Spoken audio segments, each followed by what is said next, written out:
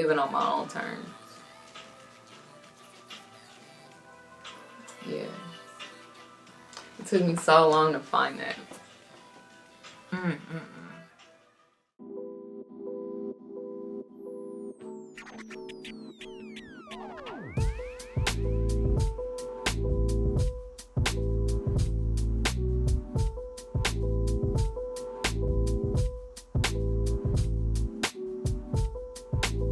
I can be, you know, a little quiet sometimes.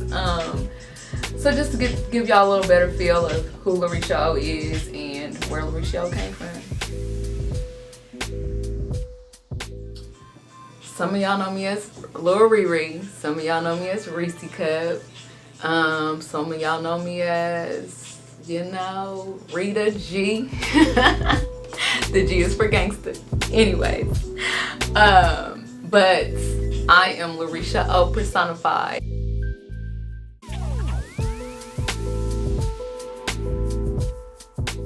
When I was growing up, I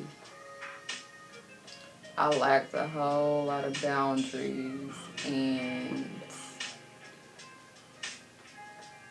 trusting myself.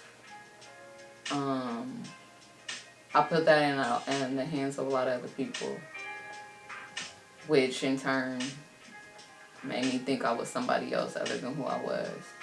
So, with growing up and healing and changing my mindset, now stronger within. So I think on the outside looking in, it doesn't come off as naive or weak anymore. Like, I was seen as weak. I probably think that was the one, actually, being seen as weak, because I knew that there was this strong lion within me that wanted to roar, but I was told who I was, so I stayed that person. So yeah, being weak, man, cause like that's like the worst thing to me that a human being or now me as a mother, as a, you know, as a big sister, as a auntie, you know, I have to be strong. I have to lead. So that's giving me the strength to be stronger.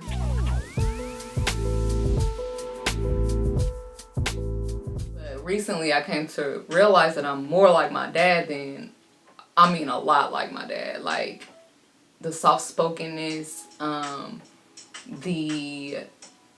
always carry a napkin in my hand. I like literally just put it down. I don't even know where I put it at. But I literally just put it down. I always got a paper towel in my hand. That's something he always did. And just the way he moves, his nonchalantness, his sarcasm, he's fucking hilarious. And I think I'm pretty funny. Like, you know, he would become this feeble-minded, oh yes, no, you're right, oh okay, or just coward. You know, my older uncle used to come over there, and, you know, my mom and dad was, you know, toxic, they was fighting. So my uncle used to come over there and try to mend it a lot, and my daddy would cower to him, cower to my grandpa, cower to his older brother, cower to his younger brother. So it was like a yes man energy that my dad personified, and I looked up to my dad because my mom was a roughneck and I was soft. So I looked up to what made more sense to me as a being. So I'm just now realizing that I get the yes man shit from my dad. I am standing up for myself more, where I'm learning to adjust to the newer me. So the yes man is just about to cease. It has ceased. It has ceased.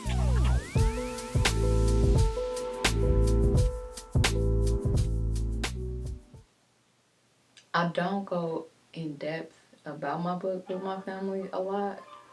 However, after sharing that I was writing a book and that it was about my life, they were very supportive.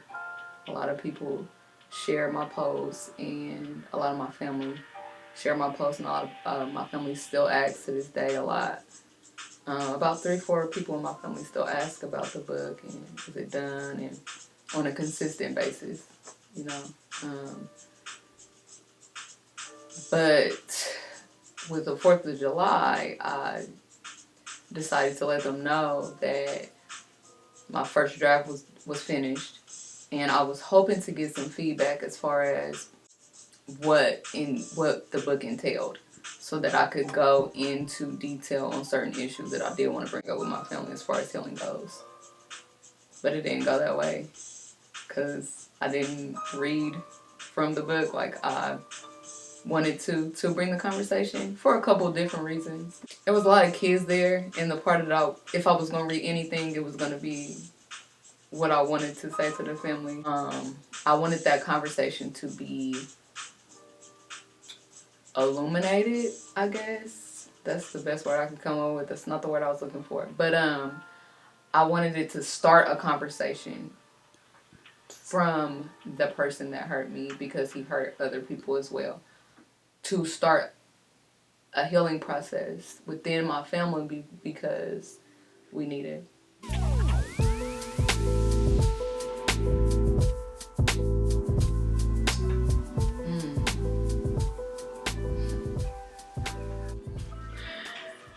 I know how to say no now, so my biggest flex.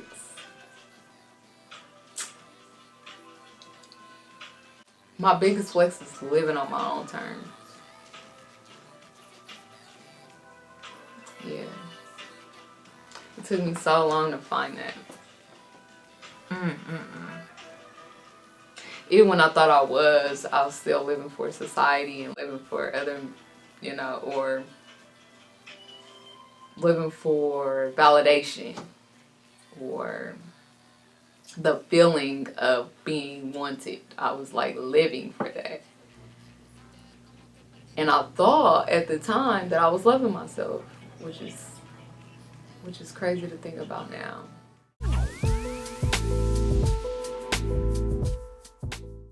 The number one person I am that I don't want to offend, that I really want to understand, is my mother. I feel like a lot of healing through the family is going to start with her. And because she's the catalyst, she's the oldest still living amongst the grandparents and siblings. Well, she's the oldest still living that has a grasp of the family. Because I done went through a whole lot of stuff. I done seen a lot of shit. I'll be 35 in a few days, and when I tell certain people that I'm writing a memoir, they're like, "You ain't old enough to write a memoir," because people, at the end of their life, they write memoirs. But my life is so crazy that you wouldn't even think like this could happen to a person. Like, they tell me all the time this shit could be a Lifetime movie. And because of that, when crazy things happen to you, it's often because of another person. So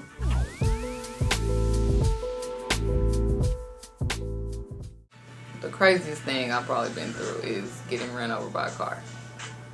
Like, what? And I can still walk and talk and breathe and live and do what I do. So it's that. Since I was ran over by a car, that means somebody did it, right? So when you're telling your story, it's like so many different avenues that my life goes to, that it can affect multiple families, and how they see me. But I got a word from God, like, because I was really going to rewrite my story in a fictional, I wasn't even going to tell it.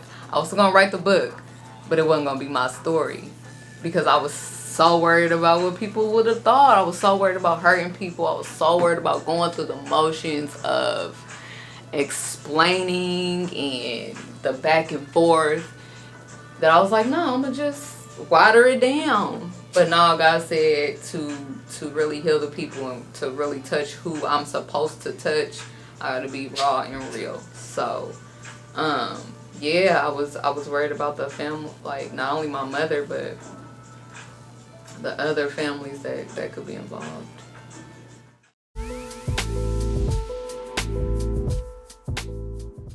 This book is my healing journey. So there's a lot of things in there that may rub people the wrong way. But I just want to say, before I publish and print and distribute these books, that, like I said before, this is my story. And if you're offended in any way, come through to a book signing. There'll be Q&As. I am open. Like I'm putting my whole life in this shit. I'm about to tell y'all all my business, man. I'm really okay. I'm past that. I'm putting it in there. Get the book when it come out. You won't be disappointed. This is gonna start a whole lot of healing journeys. The whole thing is healing, man. The whole thing is healing. I've done so much healing just within this journey, and there might be a workbook coming out after this book as well, if you want to learn how to heal and where to start, and to even know what to heal. So Kush&Corinthians, first draft is done, y'all. First draft is finally done, and I'll let y'all know when it's available, but be on the lookout. Kush&Corinthians, LaReshia O.